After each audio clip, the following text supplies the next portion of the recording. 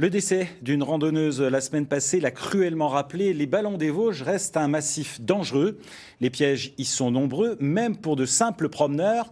Marie Luff et Bruno Courteau sont allés à la rencontre des sauveteurs pour vous rappeler les consignes de sécurité et les bons gestes à respecter.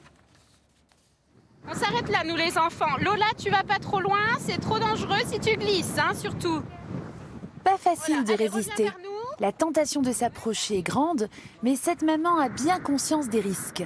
Ça va dépendre s'il y a de la neige. L'année dernière, quand on est venu, j'ai voulu quand même aller un petit peu plus au bord. Donc, j'étais avec ma fille, donc on va dire on est quand même allé un peu plus là, un tout petit peu plus bas.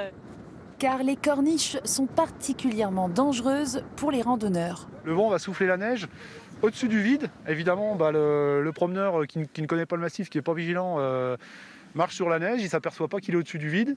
Et naturellement, avec le poids, il peut faire céder la corniche et entraîner vraiment une chute d'une hauteur vraiment importante.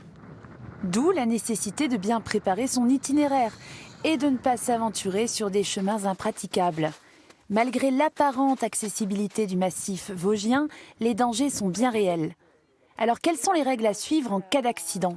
Ici, en hiver, d'abord de se protéger du froid et puis de protéger également, ça c'est valable pour l'entourage aussi, d'essayer de s'isoler du sol pour ne pas avoir forcément le refroidissement par le dessous. Hein. On recommande de sortir à plusieurs, donc si nécessaire on se déplace, on trouve du réseau et on passe l'alerte en essayant d'être le plus précis possible sur la localisation. Encore faut-il posséder le matériel adéquat. Téléphone, lampe frontale, couverture de survie. Une randonnée en montagne ne s'improvise pas. Par exemple, des baskets sur la glace, c'est la chute assurée. Alors, au niveau des équipements, il faut s'adapter à la météo en premier lieu. C'est-à-dire que souvent on prévoit une sortie tel jour, telle semaine, longtemps à l'avance, et on n'a pas forcément prévu à l'avance le bon matériel par rapport à la météo.